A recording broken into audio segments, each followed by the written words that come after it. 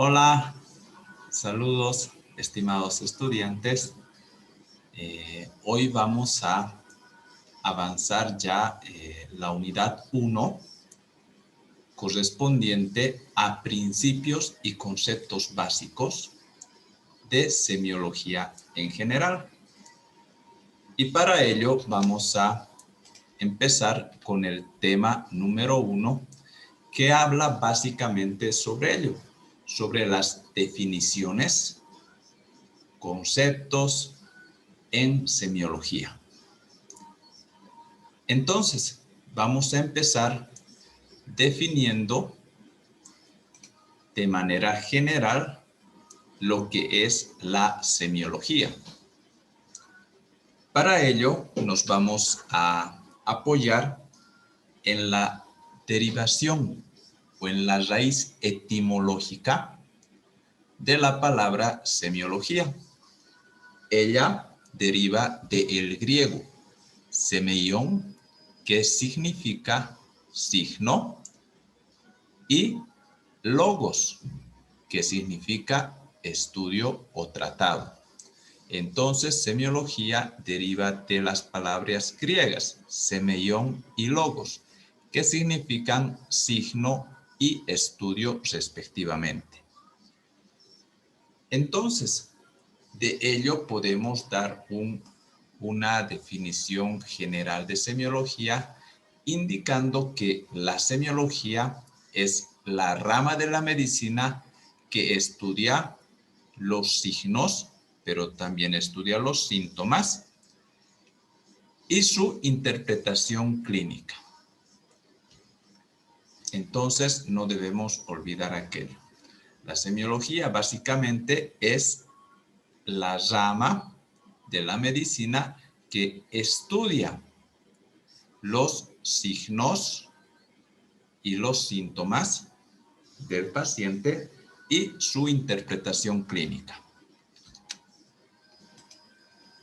Para ello, la semiología se va a apoyar en dos grandes ramas o dos componentes principales de la semiología, que son la semiotecnia y la clínica propedéutica, o también conocida como enseñanza preparatoria. Estos dos elementos, estas dos ramas, nos van a ayudar a nosotros a estudiar signos y síntomas y su interpretación clínica. ¿Qué es la semiotecnia? La semiotecnia es la parte de la semiología que tiene por objetivo principal aplicar técnicas para buscar los signos en el paciente. La semiotecnia, para esta búsqueda de los signos en el paciente, va a valerse de las maniobras convencionales o de las 4 maniobras clásicas de la técnica en semiología, que serían la inspección, la palpación, la percusión y la auscultación. Entonces, la semiotecnia es aquella que busca mediante su técnica los signos en el paciente. De manera más ordenada, podemos decir de que la semiotecnia es aquel conjunto ordenado de métodos y procedimientos para obtener signos, pero también síntomas. La clínica propedéutica o enseñanza preparatoria es aquella parte de la semiología que está destinada a reunir e interpretar, sobre todo interpretar, los signos y los síntomas que se han obtenido previamente por semiotecnia. ¿Para qué? Para llegar a un diagnóstico. Es decir, mediante la semiotecnia nosotros obtenemos signos y síntomas. Y mediante la clínica propedéutica reunimos, agrupamos estos signos y síntomas para interpretarlos y poder llegar a un diagnóstico. Por ello, la semiotecnia y la clínica propedéutica van a conformar lo que es la semiología. Es decir, aquella rama de la medicina que va a estudiar los signos y síntomas mediante la semiotecnia, los va a conseguir, los va a obtener, y su interpretación clínica, que lo va a realizar mediante la clínica propedéutica para poder llegar a un diagnóstico.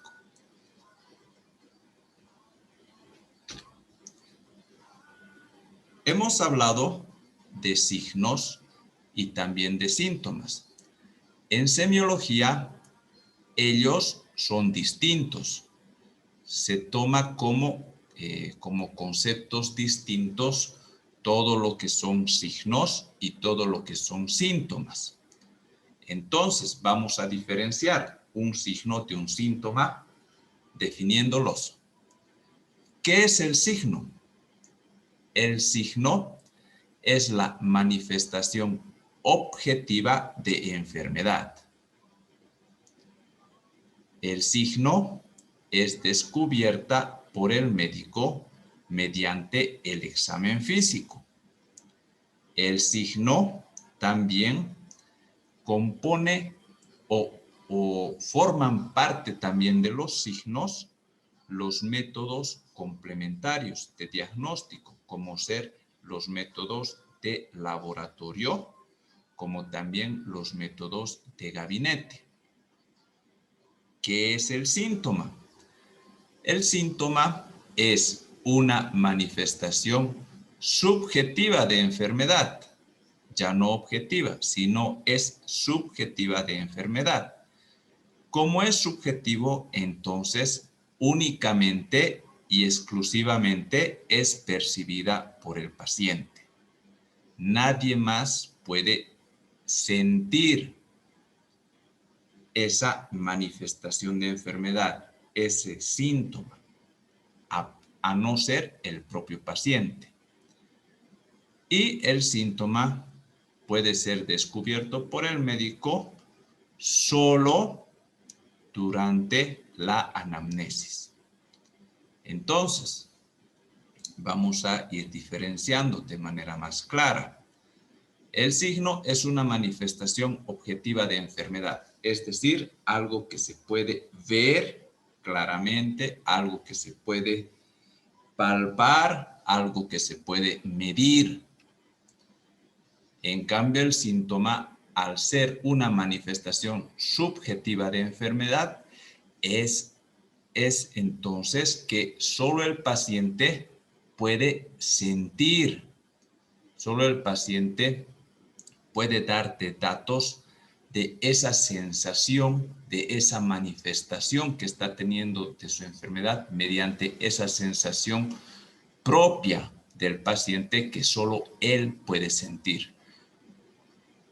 El signo, por lo tanto, al ser una manifestación objetiva de enfermedad, es decir, que se puede ver, que se puede palpar, que se puede medir, entonces el médico va a poder descubrirla durante el examen físico. Va a poder palpar si es que hay un hígado agrandado o aumentado de tamaño, el médico en el examen físico va a descubrir este signo mediante el examen físico en la parte correspondiente a la palpación y también se va a ayudar con la percusión. En cambio, en el síntoma, al ser una manifestación subjetiva del paciente, el médico únicamente la va a poder descubrir durante la anamnesis. Recordar que la anamnesis es el diálogo con el paciente, es es la comunicación que tiene el médico con el paciente. El médico le pregunta acerca de sus dolencias al paciente y él le refiere. Como por ejemplo, si el paciente siente un dolor intenso, el médico durante la anamnesis le va a preguntar cuál es la dolencia o qué le duele. El paciente dirá, siento un dolor abdominal terrible, fuerte. Bien, el médico podría ver que sí, la persona tiene rasgos en la facies o tiene expresiones de dolor intenso. El dolor es un síntoma. Por lo tanto, el paciente lo siente únicamente. Él siente la intensidad de ese dolor. El médico, si es que el dolor es muy fuerte, va a poder verlo. Va a poder también percibir ese dolor. Pero si el dolor, por ejemplo, fuera un dolor leve, pero un dolor crónico y constante, el médico no va a poder verlo, porque no va a mostrar el paciente manifestaciones claras de dolor. ¿Y cómo va a descubrir el médico que le duele al paciente cuando el médico le pregunte si siente dolor? Y obviamente el paciente, al saber, o obviamente el paciente, cuando el médico le pregunte, le va a indicar que sí siente un dolor leve. Entonces, tenemos que tener muy claro eso, de que el síntoma es una manifestación subjetiva y percibida únicamente por el paciente. Y finalmente, en los signos también dijimos de que vamos a tomar en cuenta los métodos complementarios de diagnóstico, es decir, los de laboratorio y de gabinete. Los métodos de laboratorio incluyen lo que son los hemogramas, las químicas sanguíneas, incluye también los exámenes de orina, de esputo, de heces fecales, etc. Y los métodos de gabinete son generalmente aquellos de apoyo de imagen, como por ejemplo las tomografías, las radiografías, ultrasonografías, etc. ¿Ya? Entonces, todo esto vamos a ir un poquito más repasando para que tengamos claro qué es signo y qué es síntoma y diferenciarlos y clasificarlos. Por ejemplo, aquí tenemos un paciente, una fotografía de un paciente en la cual nosotros vamos a ver mediante la inspección, que es una maniobra semiotécnica, es decir, la observación, vamos a apreciar qué de diferente tiene este paciente. Aquí, si vemos las escleróticas, están amarillentas.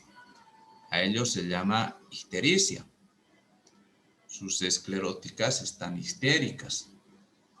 Eso no es normal. Pero como nosotros podemos objetivar este signo, podemos verlo, entonces la ictericia, en este caso de las escleróticas, viene a ser un signo, porque podemos observarlo. Entonces, la pregunta, la ictericia, ya sea a nivel de las escleróticas o tal vez a nivel de la piel o de las mucosas o de algún lado, ¿la ictericia es un signo o es un síntoma? Si el médico puede objetivizar mediante la inspección u observación esta ictericia, entonces esta manifestación es un signo.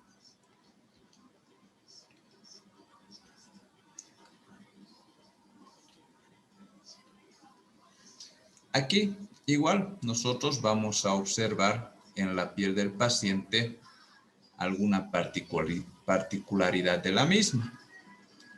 Aquí tenemos unas pequeñas zonas rojizas, puntiagudas, rojizas, diseminadas. A ello se denomina petequias. Estas zonas, el médico claramente, mediante la inspección u observación, puede objetivizarlas, las puede ver. Por lo tanto, las petequias son un signo. Otro ejemplo.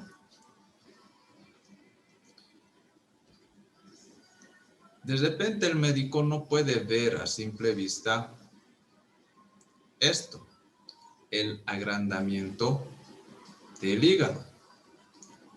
Pero no solo el médico en la semiotecnia se va a valer de la inspección u observación.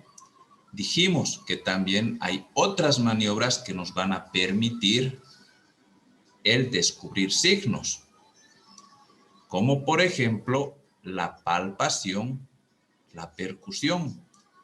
Con estas maniobras el médico va a poder palpar en el lado derecho del abdomen un agrandamiento inusual del hígado, a lo que él va de esta manera objetivizar este agrandamiento del hígado y va a entonces determinar una hepatomegalia.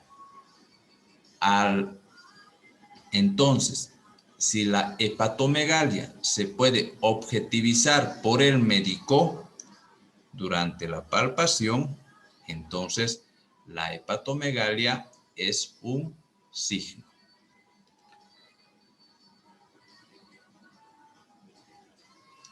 Ahora,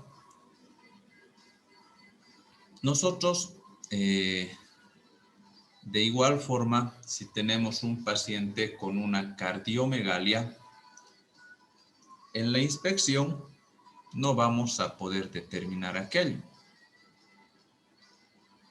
de manera clara.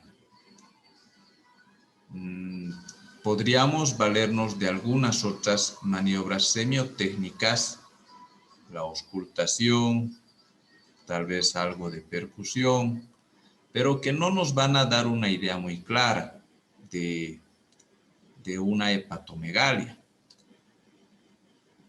Pero esta hepatomegalia, si no podemos objetivizarla de manera clara con las maniobras semiotécnicas clásicas, podemos valernos también de estudios complementarios como ser los de gabinete. Y es así que tenemos una radiografía donde evidenciamos la cardiomegalia, es decir, el agrandamiento del tamaño normal del corazón.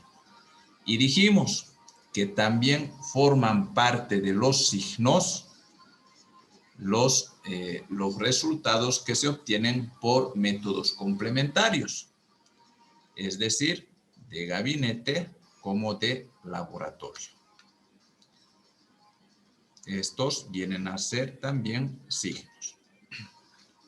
Entonces, para que nosotros ya fijemos muy bien y claramente lo que es el signo, vamos a decir que es una manifestación objetiva de enfermedad descubierta por el médico mediante el examen físico, como por ejemplo la ictericia, las petequias y la esplenomegalia y también la cardiomegalia. Aquí podemos anotar la hepatomegalia que hemos visto como ejemplo también y varios otros signos que podríamos mencionar. También no olvidar de que signo también se considera aquellos descubiertos por métodos complementarios de diagnóstico. Por ejemplo, Una hiperglucemia es un signo. Un nódulo pulmonar es también un signo. Porque son objetivos, se pueden ver y también se pueden medir. Vamos a ahora hablar acerca de los síntomas. Recordamos que los síntomas son una manifestación subjetiva de enfermedad y que son descubiertas por el médico únicamente durante la anamnesis y que es exclusivamente percibida por el paciente. Solo el paciente puede decir qué es lo que le está pasando. Entonces, teniendo esa definición básica de lo que es un síntoma, la pregunta será, esta paciente de la imagen, el médico observando esta fotografía, este momento de la paciente, ¿qué podrá imaginarse que está pasando con ella? Ella estará sintiendo dolor o de repente está la paciente sintiendo disnea, es decir, que le cuesta respirar, tiene una dificultad ventilatoria. ¿O será que la paciente está sufriendo o está sintiendo palpitaciones?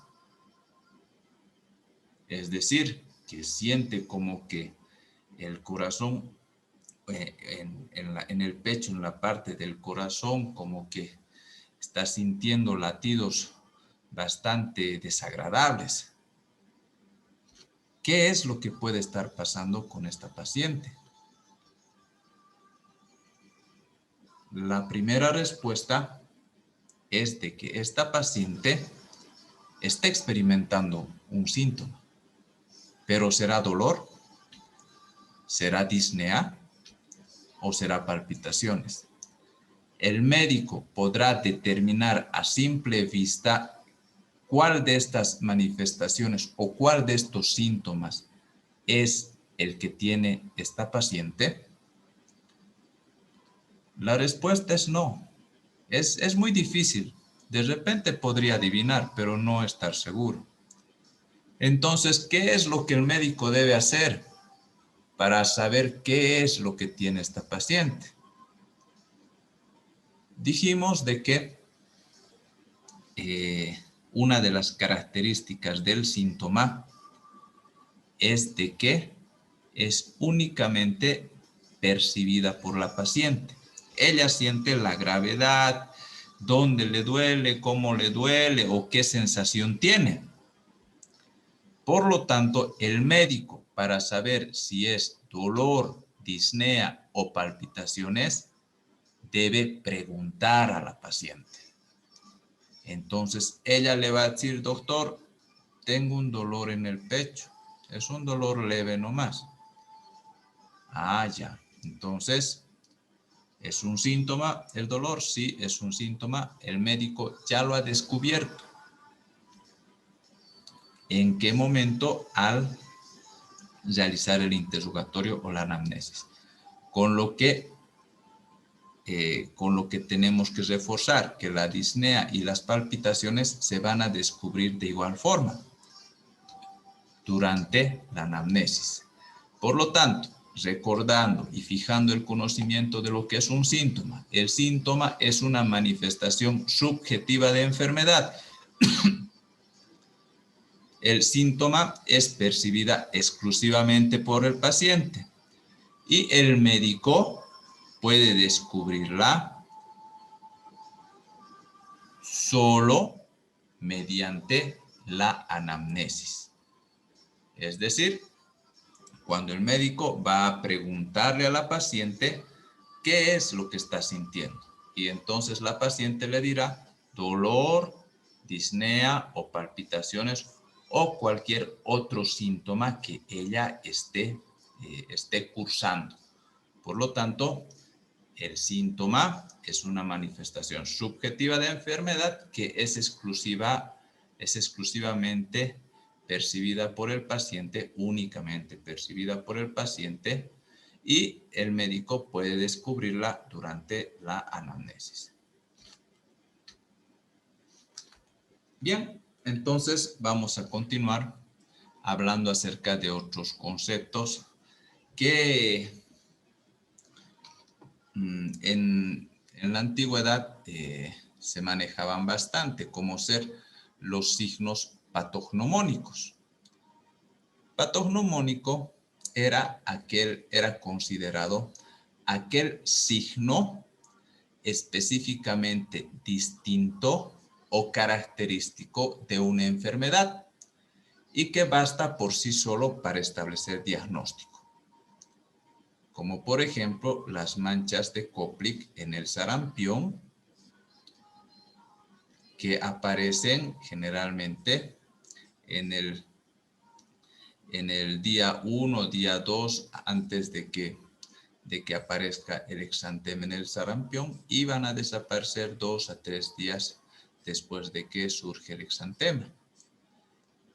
Estas manchas de Koplik son unas pequeñas pápulas blanquecinas rodeadas de un halo eritematoso y casi siempre se van a ubicar a la altura del segundo molar. Y también los cuerpos de Negri son otros ejemplos de signo patognomónico, los cuales van a aparecer en la rabia. Entonces, vamos a hablar de manera más clara del signo patognomónico. Podríamos decir que es un signo que es, por decir, exclusivo de determinada enfermedad, que basta por su sola presencia para establecer el diagnóstico de esa enfermedad. Es decir, si aparece ese signo patognomónico, si encuentran ese signo patognomónico va a indicar infaliblemente que es determinada enfermedad.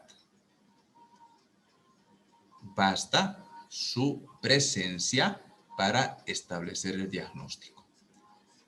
Como les digo, antiguamente se manejaba esta definición en lo que respecta a patognomónico, pero con el avance de la ciencia nosotros hemos aprendido bastante y se han desarrollado conceptos como ser, sensibilidad y especificidad. Y sabemos ahora, y está aceptado, de que en medicina no existe nada 100% sensible ni específico, ya que un signo patognomónico para establecer diagnóstico por su sola presencia debe ser sensible y específico en un 100%. En medicina no existe eso. Y además debe esto evitar o debe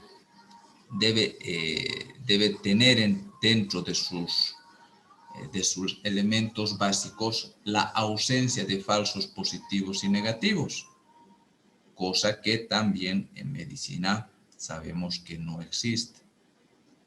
Algo prácticamente imposible en medicina. Por lo tanto, este concepto, esta definición ya ha quedado en desuso.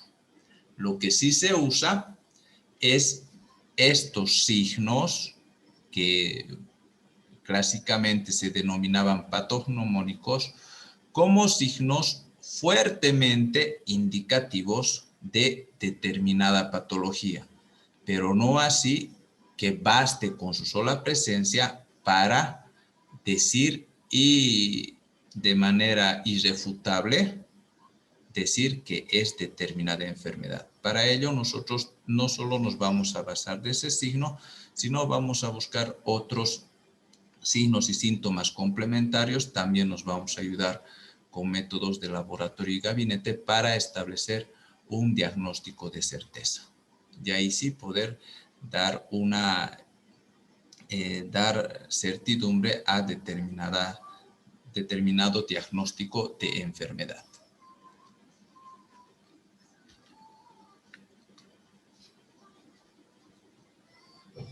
Vamos a definir lo que son los pródromos.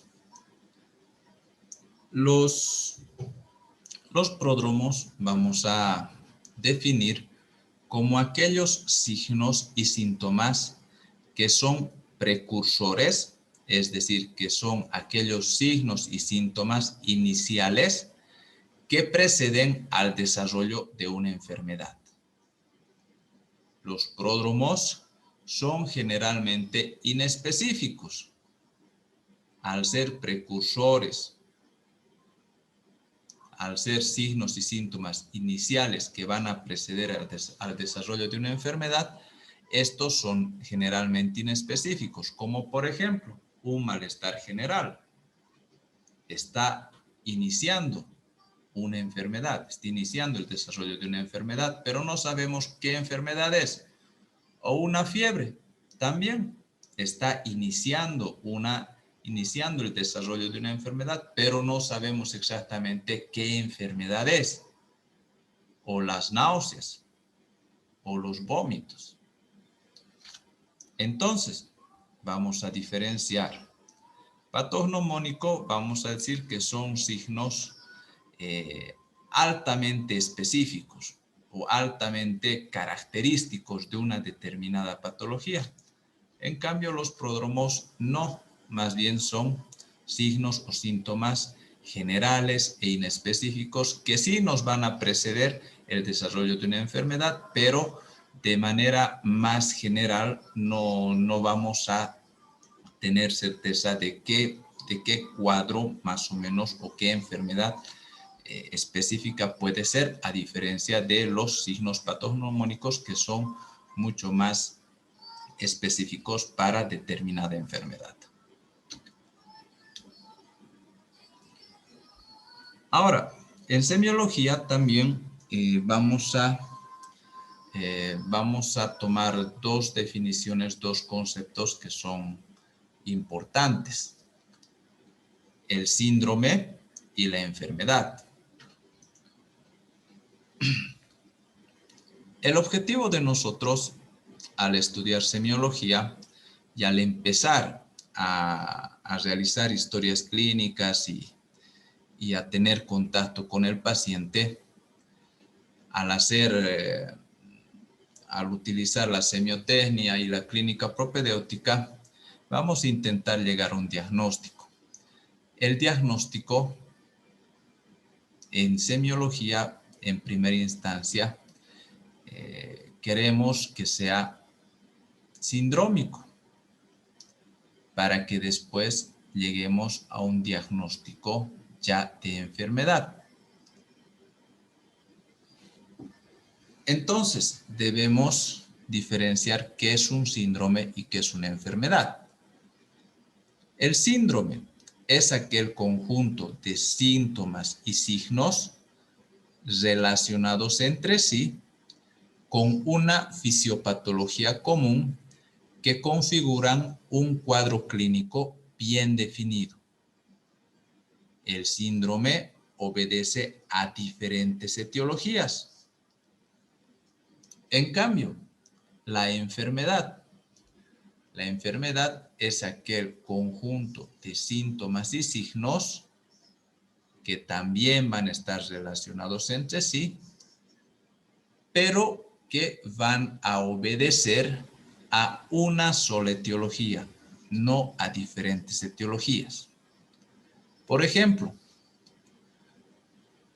un síndrome puede ser este diagnóstico, un síndrome febril o un síndrome diarreico.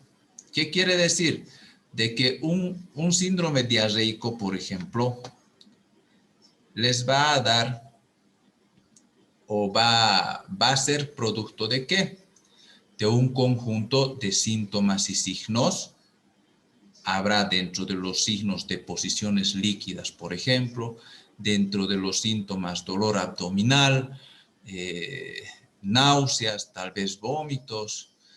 Dentro de los signos tal vez vamos a tener también fiebre o una roceola a nivel del abdomen, o vamos a auscultar ruidos hidroaéreos hiperactivos o una distensión abdominal. Entonces, todos estos signos y todos estos síntomas que van a estar relacionados entre sí y que suelen obedecer a una fisiopatología en común, van a configurar un cuadro bien definido, que son ¿qué cosa? Las deposiciones líquidas, es decir, un síndrome diarreico. Lo que no vamos a saber, o sea, en primera instancia debemos determinar ese síndrome. Es lo que les decía, en semiología 1 vamos a inicialmente tratar de identificar los síndromes para que después lleguemos a un diagnóstico de enfermedad. Entonces, como no sabemos si este síndrome diarreico es ocasionado por, o está en este paciente ocasionado por una infección viral, por un rotavirus, no sabemos si es producto de una intolerancia a la lactosa, no sabemos si es producto por una infección bacteriana, una shigellosis, una fiebre tifoidea. No sabemos si es producto de una neoplasia. Entonces, no sabemos cuál es el agente etiológico. Por eso el síndrome obedece a diferentes etiologías. Puede ser muchas causas la que ocasiona este síndrome diarreico, pero ya tenemos nosotros identificado este cuadro clínico como síndrome diarreico, juntando signos y síntomas, y obviamente vamos a, en relación a este síndrome diarreico, adoptar una conducta en primera instancia de soporte. Si está con diarrea nuestro paciente, le daremos sales de rehidratación oral. Si necesita tal vez, no sé, este paciente tal vez está con alzas térmicas, también daremos algún medicamento que pueda contrarrestar aquello. Entonces nosotros una vez identificado este síndrome, vamos a inmediatamente establecer una conducta de soporte inicialmente, porque después tenemos que descubrir cuál es la etiología de este síndrome diarreico. Entonces, síndrome es el conjunto de síntomas y signos relacionados entre sí con una fisiopatología en común que configuran un cuadro bien definido y que obedecen a diferentes etiologías. Ahora, ¿qué era la enfermedad? Es un conjunto de síntomas y signos que obedecen a una sola etiología. Por ejemplo, dijimos de que si tenemos un paciente con un síndrome diarreico, vamos a rehidratar, vamos a bajar la temperatura, vamos a hacer una terapia inicial de soporte, pero tenemos que saber cuál es el agente etiológico o qué es lo que está ocasionando este síndrome diarreico. Y para cuando nosotros descubramos la etiología, estamos hablando ya no de síndrome diarreico, sino de una enfermedad. Entonces, dentro de la conducta pediremos de repente un examen para descubrir diferentes gérmenes. Pediremos coproparasitológicos, tal vez cultivos, tal vez hemogramas, quién sabe, endoscopías. El médico va a, según su criterio, saber qué estudios o qué exámenes de laboratorio o gabinete vaya a pedir. Y de repente aparece en uno de los estudios que vaya a realizar esto que se denomina una Salmonella typhi. Entonces, La Salmonella typhi es una bacteria causante de una enfermedad, la fiebre tifoidea. Por lo tanto, este síndrome diarreico se va a convertir ya de síndrome diarreico a fiebre tifoidea, lo cual ya constituye la enfermedad del paciente. Ese conjunto de signos y síntomas que ha tenido el paciente van a obedecer a una sola etiología, a la Salmonella typhi. Por lo tanto, al obedecer a esa etiología, vamos a tener la enfermedad, que vamos a llamarla fiebre tifoidea por el agente etiológico encontrado en el examen de laboratorio. Otro ejemplo de enfermedad también es la enfermedad de mal de Chagas. ¿Cuál es el agente etiológico? El único causante de la enfermedad de Chagas es el Trypanosoma cruzi. Entonces, debemos decir de que un diagnóstico sindrómico debe ir seguida siempre del esclarecimiento del diagnóstico etiológico para que de síndrome pase a enfermedad. ¿Qué es el diagnóstico? El diagnóstico es la identificación de una enfermedad para deducir su pronóstico e indicación terapéutica. Para eso nosotros realizamos los diagnósticos. Vamos a hablar de diagnóstico sindrómico, el cual consiste en agrupar signos y síntomas con una fisiopatología en común y que configuran un cuadro clínico bien definido. Eso ya lo habíamos hablado. Y el diagnóstico sindrómico podríamos decir que es un diagnóstico parcial que nos va a posibilitar un tratamiento inicial funcional. Diagnóstico diferencial es el siguiente paso, es el que distingue entre la enfermedad del paciente y otras similares. Diagnóstico etiológico es aquel diagnóstico que determina las causas de la enfermedad. Es decir, se encuentra exactamente qué es lo que está ocasionando esa enfermedad. Se identifica al agente causal en caso de bacterias, virus, hongos, etc. Y el diagnóstico etiológico es esencial para establecer el diagnóstico de certeza. Y el diagnóstico de certeza ya es aquel diagnóstico confirmado a través de la interpretación y análisis de métodos complementarios que nos digan irrefutablemente cuál es la causa, el origen de la enfermedad del paciente. El pronóstico es la predicción de la probabilidad de que ocurran determinadas situaciones en el transcurso del tiempo de una enfermedad. El pronóstico está basado siempre en el conjunto de datos que posee la ciencia médica. Entonces, si a alguien le gusta la cervecita o la bebida alcohólica, si la consume en abundancia y durante mucho tiempo, ¿cuál va a ser el pronóstico? Con mucha probabilidad ¿no? Alta médica es la acción y certificación médica por la que se determina que una persona puede abandonar un centro hospitalario o reincorporarse a sus ocupaciones habituales.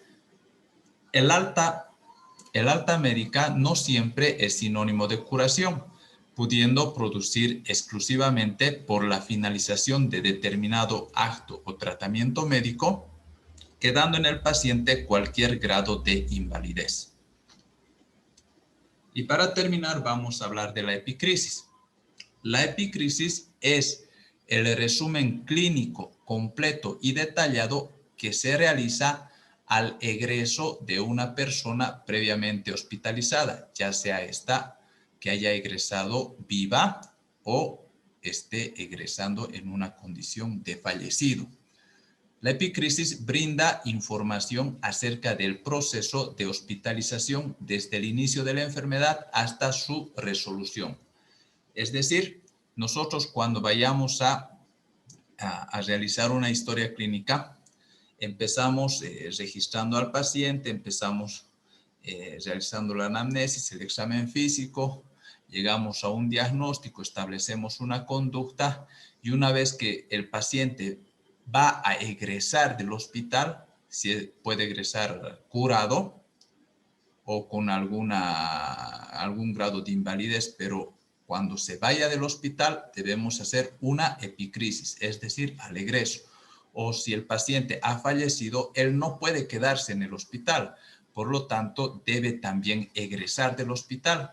Entonces vamos a realizar también la epicrisis, es decir, es la parte final de la historia clínica en la cual nosotros debemos realizar ese resumen clínico completo y detallado al egreso del paciente, es decir, cuando se vaya del hospital. Con eso terminamos la historia clínica y también terminamos la clase que estaba programada para el día de hoy. Espero entonces que hayan comprendido la clase, hayan comprendido el tema de hoy y vamos a reencontrarnos en la siguiente clase con un nuevo tema. Y bueno, las dudas que tengan las vamos a absolver cuando pasemos las clases sincrónicas. Bien, entonces que tengan un bonito día, que les vaya muy bien y nos vemos la próxima clase. Chao.